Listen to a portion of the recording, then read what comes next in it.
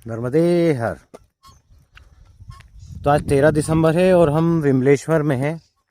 और विमलेश्वर से हम निकल चुके हैं। पीछे जो मंदिर है दूर है वो विमलेश्वर मंदिर है, जो गुजरात के दक्षिण तट का अंतिम हमारा पड़ाव था। और सूर्यास्त भी होने वाला और शाम के 6 बजने में 5 मिनट है। और हमने अपनी यात्रा की शुरुआत कर दी है। अब आप सोच रहे हैं शाम को हमने करी है। आज हमें रत्ना सागर पार करना है। रत्ना सागर संगम में जा रहे हैं हम। और रत्ना सागर संगम हम पार करके माँ नर्मदा जी के उत्तर तट की तरफ जाएंगे। तो पहले चरण की जो यात्रा थी वो यहीं तक थी। यहाँ पे वो समाप्त हो गई है। और आज से कल से हमारा यात्रा का दूसरा चरण शुरू होगा, जो माँ नर्मदा जी के उत्तर तट से शुरू होगा। मीठी तलाई जिसे बोलते हैं। तो अभी हमारी यात्रा विमलेश्वर से मीठी तलाई की तरफ और रत्ना सागर संगम की तरफ हम जा रहे हैं। और ये सूर्योदय है, सूर्यास्त हो रहा है सॉरी। और ये मार्ग है। तो चलिए हम आगे आपको दिखाते। तो इस तरह का मार्ग है। नर्मदे हर।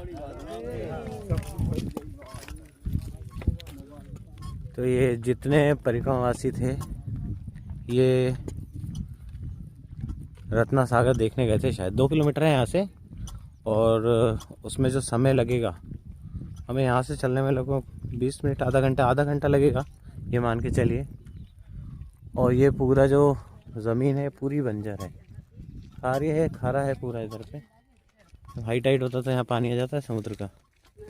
नर्मदे हर मैया। तो चलिए आज हम समुद्र को पार करके माँ नर्मदा जी को क्रॉस नहीं करेंगे, जहाँ उसको रेवा संगम बोला जाता है, रत्ना संगम भी बोला जाता है। यहाँ पे समुद्र में माँ नर्मदा जी मिलती हैं। वो करीबन देखते हैं शायद 1.5 से 2 घंटे का नाव का सफ़र रहेगा वो। और देखते हैं वहाँ लाइफ जैकेट वगैरह मिलती है नहीं, रखना चाहिए इन लोगों को। और उसमें एक बोट में देखते हैं कितने लोग हैं। बोल तो रहे थे यहाँ पे पहले छोटी नाव बड़ी नाव चलती है तो 200 से 250 लोग शायद उसमें, ऐसे इतने तो नहीं होंगे। और पीछे जो विमलेश्वर का आश्रम है वो भी खचाखच भर गया है। अंदर भी जगह नहीं है। अंदर हमारा आसन अंदर ही लगा था आज दिन में, हम सुबह आ गए थे। बाकी परिक्रमा से बेचारे ठंड में बाहर पड़े हुए हैं। तो अभी सूर्यास्त भी होने वाला है और हमारा अभी रात का सफ़र रहेगा। तो जितना हो सकता है उतना मैं आपको दिखाऊंगा। पीछे से कुछ गाड़ियाँ भी आ रही हैं जो उसमें जाएंगी शायद। हाँ, ये गाड़ियाँ भी संगम पार करेंगी। तो जितना हो सकेगा उतना मैं आपको वहाँ दिखाने की कोशिश करूँगा। हमने सुबह का इंतज़ार नहीं किया, क्योंकि सुबह के इंतज़ार में समुद्र देखने के चक्कर में बहुत सारे परिक्रमावासी रुक गए हैं। रात भर ठंड में बाहर रहेंगे वो। हमने अभी रात होने वाली है तो हमने टॉर्च को बाहर निकाल लिया है, पानी की बोतल भर ली है, तो ज़रूरत नहीं पड़ेगी। और जो हमारी गर्म जैकेट है वो भी हम अभी आगे बाहर निकाल लेंगे। तो चलते हैं, संगम पार करते हैं। यात्रा का पहला चरण गुजरात में ख़त्म हो रहा है और दूसरा चरण गुजरात से ही शुरू होगा, जो माँ नर्मदा जी के उत्तर तट पे होगा। तो हम दूसरी तरफ अब चलेंगे। अब हमारी यात्रा होगी मीठी तलाई से उत्तर तट पे ओंकारेश्वर की तरफ, दूसरा चरण रहेगा हमारा। तो चलिए, अभी हमें ओंकारेश्वर पहुंचने में 1.25 महीना तो और लगेगा। जितना आने में समय लगा है लगभग उतना ही लगेगा। वहाँ भी उत्तर तट पे शूल पानी मिलेगा। कई परिक्रमावासी तो दिन में से निकल गए और हमारे पीछे तो कोई नहीं है, हम ही सबसे आखिरी में चल रहे हैं। क्योंकि जब मैंने पता किया था बोट वाले से, उसने बोला था भैया वो तो जाते आते 8 बज जाएगा। मैंने कहा इतनी जल्दी आके क्या करेंगे। तो मुझे थोड़ा और लेट निकलना था, पर फिर भी अंधेरा होने के पहले मैंने कहा अंधेरा हो, उजाले में जितना चल सके उतना चल लें, अंधेरे में चलना ठीक नहीं है। इसलिए हम थोड़ा सा 6 बजे निकले, 6:30 बजे तक पहुंच जाएंगे। चलिए तो आगे आपको बोट का वहाँ का दृश्य दिखाते हैं। वहाँ पे क्या है, रात का समय रहेगा। नर्मदे हर, नर्मदे हर। ये जो पानी आपको भरा हुआ दिख रहा है, ये शायद समुद्र का ही आता होगा। हाँ और क्या, इसके बाद भी तो आगे मैं दिखाता हूँ। पूरी ज़मीन गीली है, वहाँ पर भी आपको दिखाते हैं। तो ये जो पानी आप देख रहे हैं, ये जब हाई टाइड आता है तो ये पूरा यहाँ पे समुद्र का पानी जो है वो आ जाता है। तो कल जहाँ हम रुके थे अभी कोटेश्वर महातीर्थ में, वो भी ऐसे ही बंजर ज़मीन के बीच में बहुत अच्छा धाम था, बहुत पुराना तीर्थ स्थान था। कोई व्यक्ति अपने जूते छोड़ गया, छोड़ जाते हैं कई लोग। ये वहाँ पे भी हमें अपनी सैंडल वैंडल उतारनी पड़ेगी, क्योंकि हमें ऐसे थोड़े कीचड़ वाले रास्ते से बोट तक जाना पड़ता है, बोलते हैं। चलिए चलते हैं, आगे दिखाते हैं। नर्मदे हर।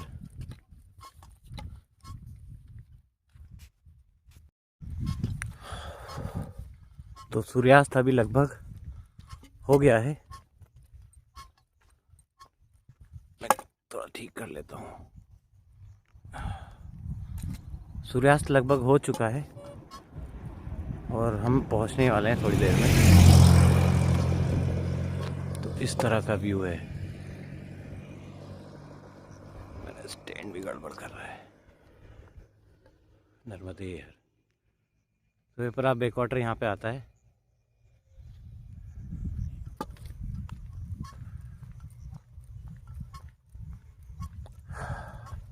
हाँ, पहुँचते पहुँचते तक बिल्कुल ही अंधेरा हो जाएगा।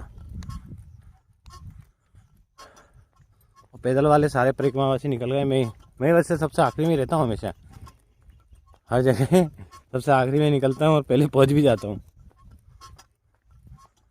कि थोड़ा सा प्लानिंग करके चलते हैं पहले से, जितना हो सकता है उतना। पीछे से कुछ गाड़ियाँ लेकिन अभी भी आ ही रही हैं। तो चलिए अब पहुँच के चालू करते हैं।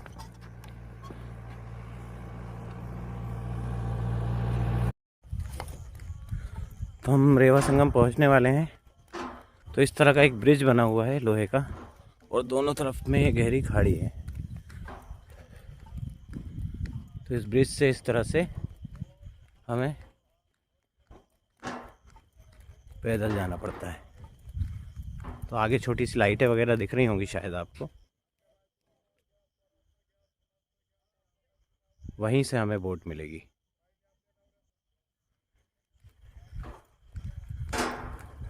नर्मदे हर, नर्मदे हर। तो इस तरह की बोट है। हाई टाइड आया नहीं, पानी आया नहीं है अभी। हेलो, किस तरह से बैठी है। मैं एनडी चौधरी बोल रहा हूँ। हेलो, पुराना आदमी कोई है?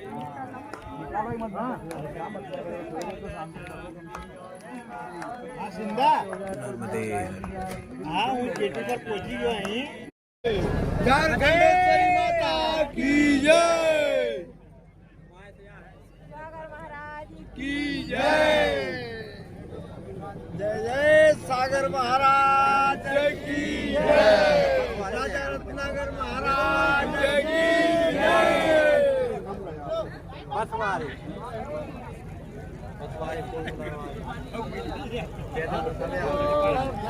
हाथ अंदर रखना, हाथ पैर अंदर रखना, हाथ अंदर रखना, हाथ पैर अंदर रखना भैया, हाथ अंदर अपनी सुरक्षा, हाथ पैर अंदर रखना, नावारी ना दूसरी, हाँ अपने हाथ पैर अंदर रखना, नावारी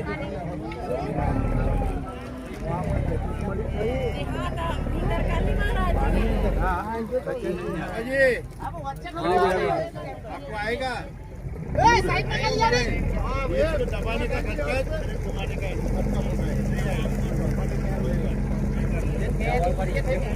है बड़ी,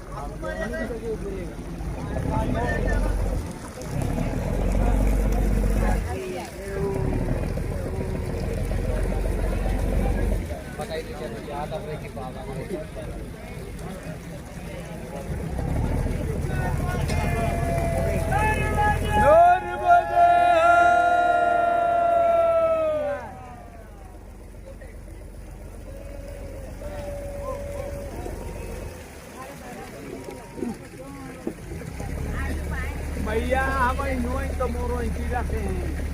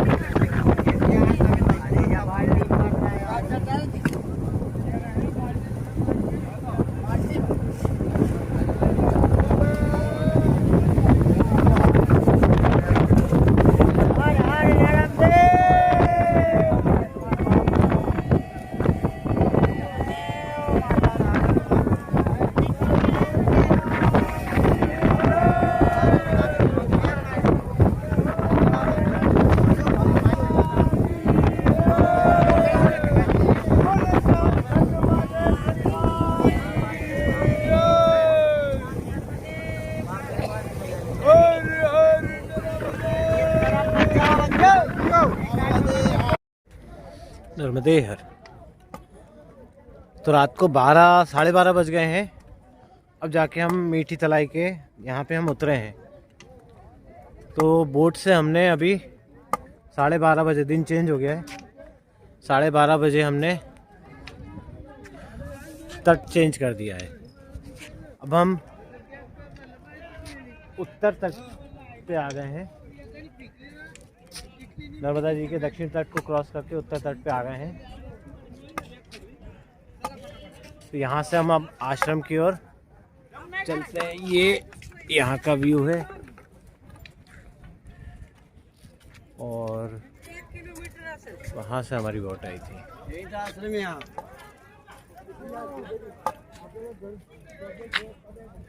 एक्चुअली चलना हमको, जो हमारी बोट विमलेश्वर से चलना थी 7 बजे, वो 9:30 बजे चल पाई।